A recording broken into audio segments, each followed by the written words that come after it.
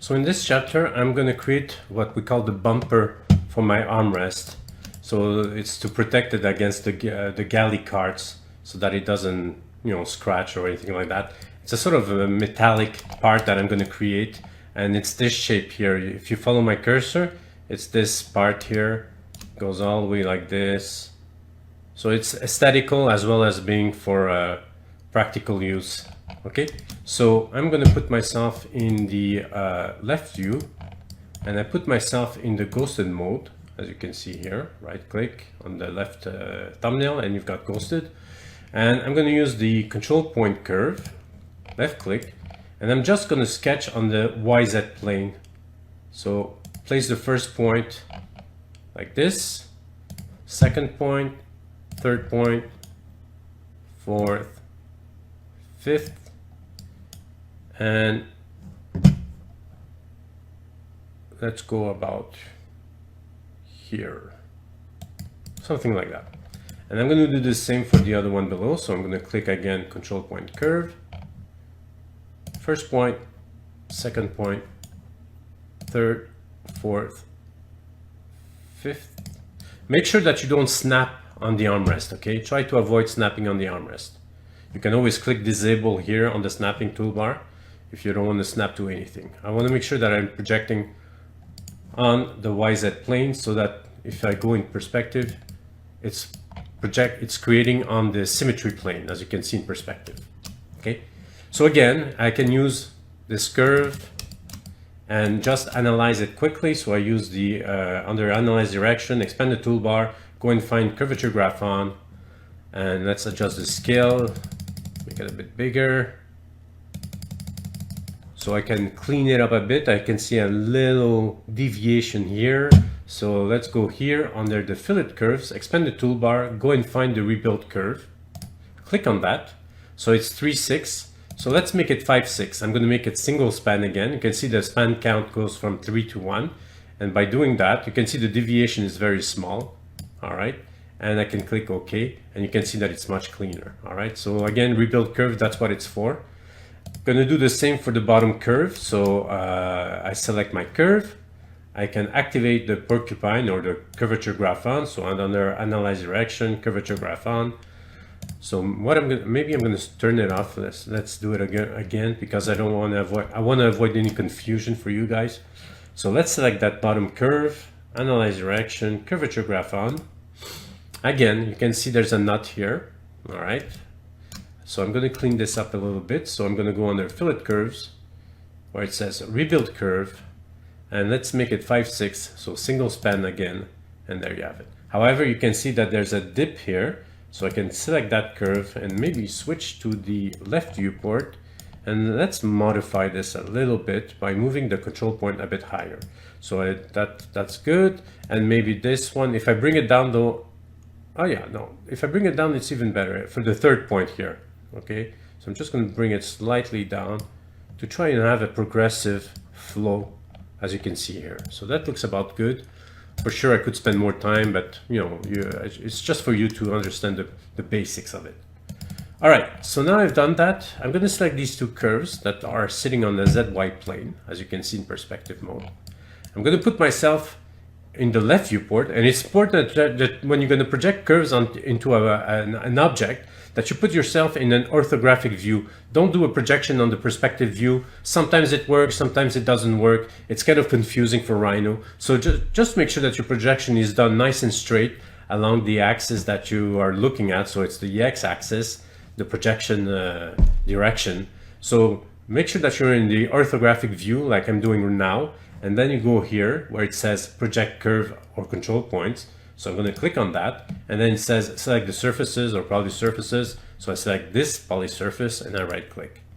So one thing I need to mention, when you activate the function project curves, I made sure that delete input equals yes. When you have delete input equals yes, that means the original curves will disappear and you only end up with the resultants. Okay, if you decide to have delete input equals no, that's fine. Okay, it's perfectly okay. That means the original curves are going to remain at the ZY plane, and you will have the resultant, which are the projected curves here as well. Okay, So that's the difference between delete to input yes and no.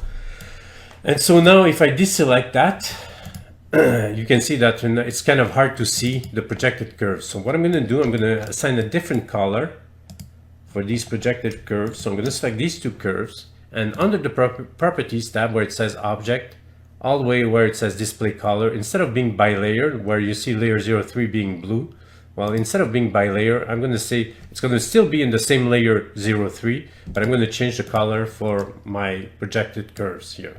Now this one, I don't need it, so I'm just going to click on the light bulb to hide it, and there you have it. Okay, so I've got the resultants here, and now what I want to do is, you see this edge, sorry about that, some weird camera movement, but you see this edge here of my outer circle where the filleting starts. I'm going to extract from this edge a new curve. So I'm going to go where it says project curves, I'm going to right click to expand the toolbar. And I've got this function here, the third icon, called duplicate edge.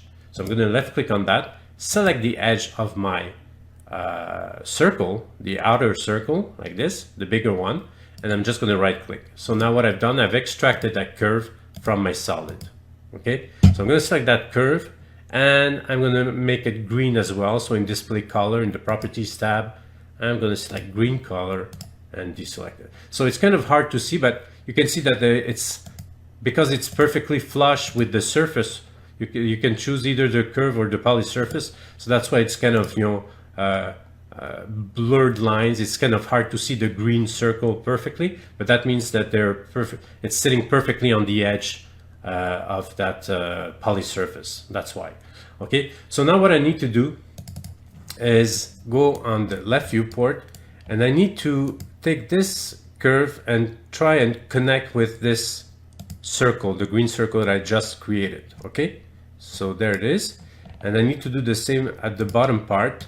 So here's my green lower curve that I need to blend or bridge with the adjustable blend curve function. So let's do it right now. So I'm going to maximize this viewport, and I'm going to go where it says fillet curves, expand the toolbar, go and grab the fifth icon called adjustable curve blend, click on that, select the first curve here, the upper one, select the circle, so make sure that it's the curve and not the poly surface edge, and there you have it. So I'm just gonna, so I see something weird going on. Let me see if I play. So the anchor, and sorry, the anchors are, you see these handles, they were like too far stretched like that. That's why I had this sort of wavy curve.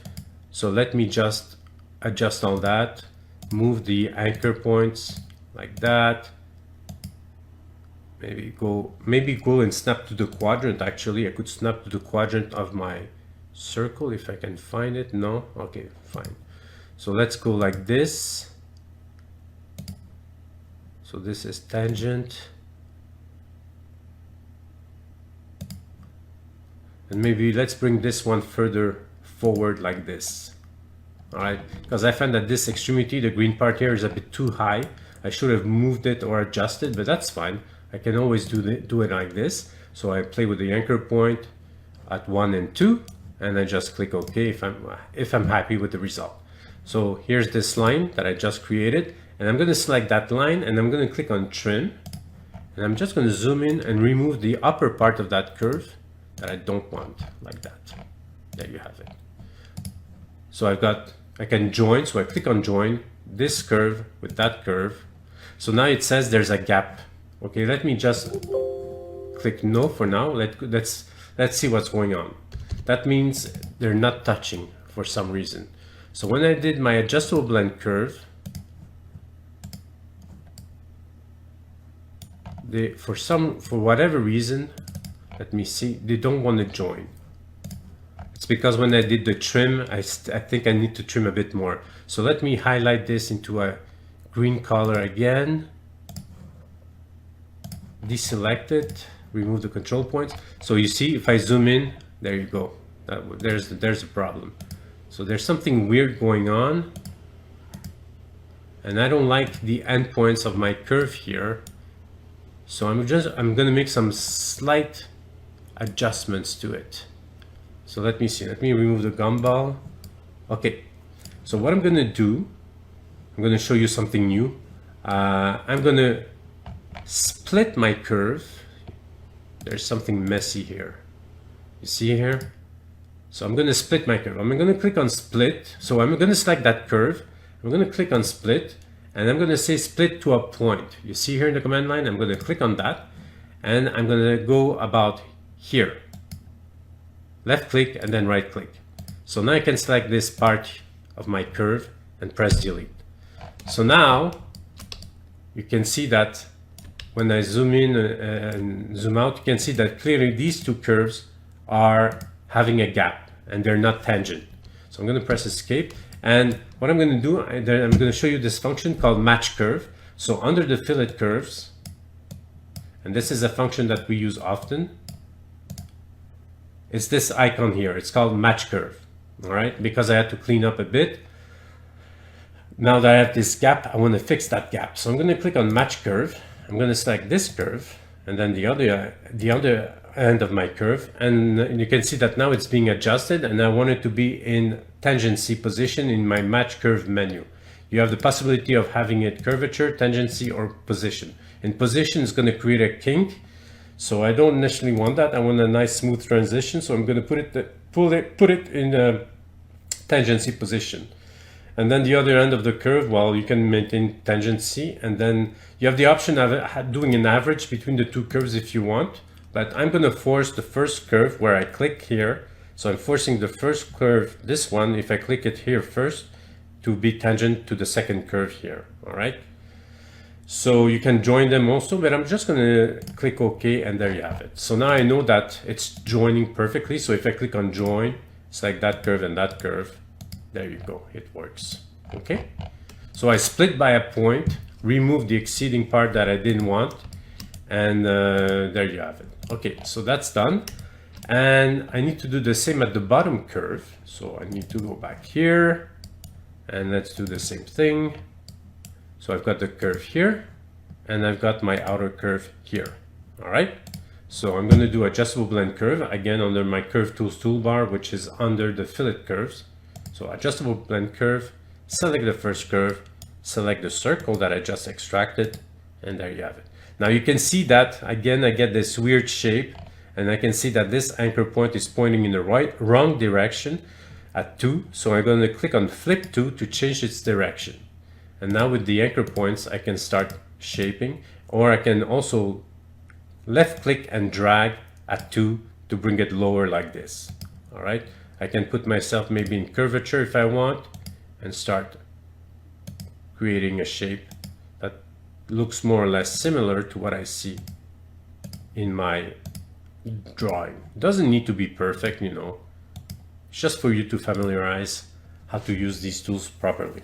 So now I've done this projected curve. I'm going to select it, and again under the properties tab where it says display color, I'm going to switch it to green color like that. So let's see if that worked nicely. I'm going to select that curve, click on join, select the other curve, and press enter. So that worked. So I have this curve here, and I have that curve here. All right. Now, because I use the adjustable blend curve on my circle here, I know that they're touching at this point and that point. So now what I can do, let me just lock this temporarily. So what I can do is, so I just click on the padlock here to lock my armrest, for those of you who are curious. So now what I'm going to do, because this circle is touching this curve and that curve at these specific points here and about here, I'm going to use the trim function. So I'm going to click on trim. I'm going to select the upper curve, the lower curve, like this. I'm going to right click, and I'm going to click this region of the circle. I want to keep this part of the circle here. So I need to click outside here to get rid of. All right. So now if I click on join this curve with this curve and this curve, they should all join together like that. Okay. So there you have it. Okay, and if I go on the other side here, what I'm going to do, I'm going to use the same function that I showed you previously, so I can split my curve or my surfaces, you know, using different kind of objects. It can be a plane, it can be a surface, it can be circles, whatever, you can use that. But I can also split at a specific point. So I click on split, and again, in the function here to point, I select my curve, and I can snap, let's snap in endpoint. There's this one, and just get rid of that part. So let's do it again, split, bring it to point, select your curve, and find the endpoint here, and just delete this part, like that. So now I'm getting this thing going all the way around, all right? That's good, whoops. And now let me just zoom in a bit. What I need to do, I'm going to unlock, so I'm going to right click on the padlock to unlock, and I'm going to extract this edge here. Okay, so I go back, let me just close these toolbars. So I go back to my function called project curves or control point, expand the toolbar, find the third icon called duplicate edge, select this edge, right click. All right, so now let me make it green, display color, green, there you have it. So now I'm going to trim off, so I'm going to click on trim. I'm going to select this curve. So because it's all joined together, so I don't need to make a second selection, I'm going to right click and then get rid of this and that part here, like that. So I don't need this curve, I can delete that. All I wanted was this curve here. That's why I use the trim function. So now I'm going to make it a closed surface, closed curve, sorry. So I'm going to click on join. I'm going to select all these curves that I've joined already, all right? And I'm going to join this one. And make sure when you select it that in the properties tab where it says type under object, that it says closed curve. If you happen to have an open curve, that means you've got a gap somewhere. And I remind you, you just type the function CRV start, all in one word, and it's gonna highlight it with a point where there's a gap. And you can use the match curve to fix that, okay? So now what I'm gonna do, now I know that this group of curves that are all joined together are perfectly flush on the surface because I projected on the solid. So watch what I'm going to do. I'm going to extract surfaces. I'm going to make copies of them, and then I'm going to hide the solid, the armrest later on. So watch this. I'm going to right click where it says explode. You see here, if you right click, you extract your surfaces instead of exploding them. So I'm going to right click on the explode icon, and in the parentheses, after you launch the extract function, make sure copy equals yes. So when you can see the little plus sign next to my cursor, that means I'm making copies. I'm going to click this surface, that surface. I'm going to select that surface and that surface as well. And I think that's about it. So I'm just going to right click and I'm going to select my armrest this time. So deselect everything, select the armrest, and I'm just going to hide it. So now you end up with only the shell or the extracted surfaces. These are copies, all right? Let me remind you that. So I'm going to join these surfaces that I've extracted. So I click on join here, and one by one, I select these surfaces and I right click. So now it's all joined together, all right? And now because I know that these curves that have been projected into my armrest, it's perfectly flush with the surface, I can use the trim function. I'm going to select my curve, enter, and I'm going to click outside like this so that I end up with only that shape here. All right, so I end up with this poly surface. It's a poly surface and not a surface because I got a surface here, then I got the fillet here, I got another surface here, and another fillet here. So it's a poly surface. All right, so let me bring back my armrest. So I'm going to expand the toolbar where there's the light bulb, and if you I think it's show objects, no, show selected object. I'm going to click on the third icon called show selected object, and here I'm in the no show mode. All right, so this is all the objects that are hidden, and I'm going to just select my armrest and right click like this. So now I've got my poly surface here that is superimposed on that armrest. Let me change the color for that poly surface. Let's make it green. There you have it. So when you see this sort of weird shade mixture of this blue and green color, that means they're perfectly superimposed, all right? They're coplanar. All right. So I'm going to select the green poly surface. There you go. I'm going to select it.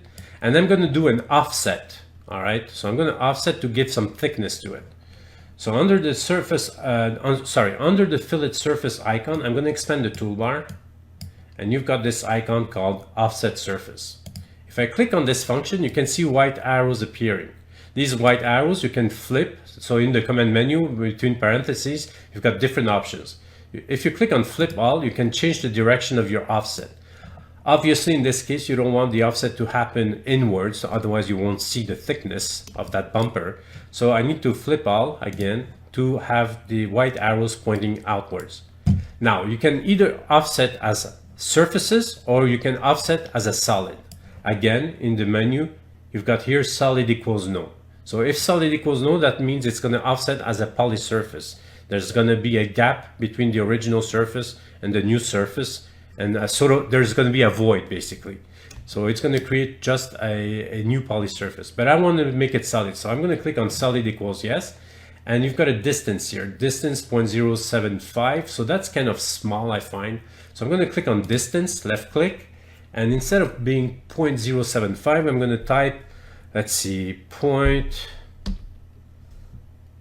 let's make it fairly small still, but 0.2 thickness. All right, so 0.2 inch thick, and I want it to be a solid, and I just right click and right click a second time, and you can see what it does. So I can clearly see that this is way too thick to my liking. I'm going to Control Z, and let's do it again. So again, under the surface toolbar, which is under the fillet surface, so you expand the toolbar, you've got here offset surface. All right, so I'm going to make sure the white arrows are pointing outwards, which is fine.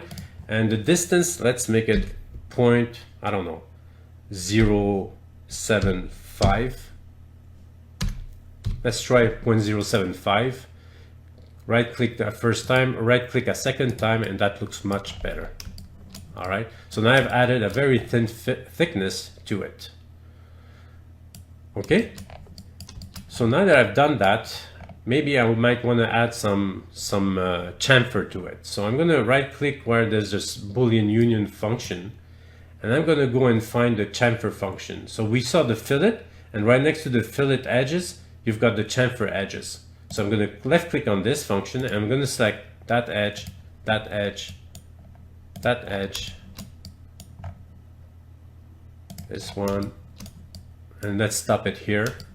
And I just want to test it first. I just want to see the size of my chamfer. Obviously the chamfer is set at 1 by default, which is way too big, so I'm just going to have to change that. I'm going to right click, and I'm going to click on set all, and I'm going to type it so I set 0.75, so let's make the chamfer 0.25 for now. Right click, so it's still too big at 0.25, so I'm going to click on set all again, 0.05, right click. That looks much better at 0.05. That's not bad. So let's try at 0.05, let's right click, and there you have it. So there's my first chamfer, and let's do it again for the bottom part.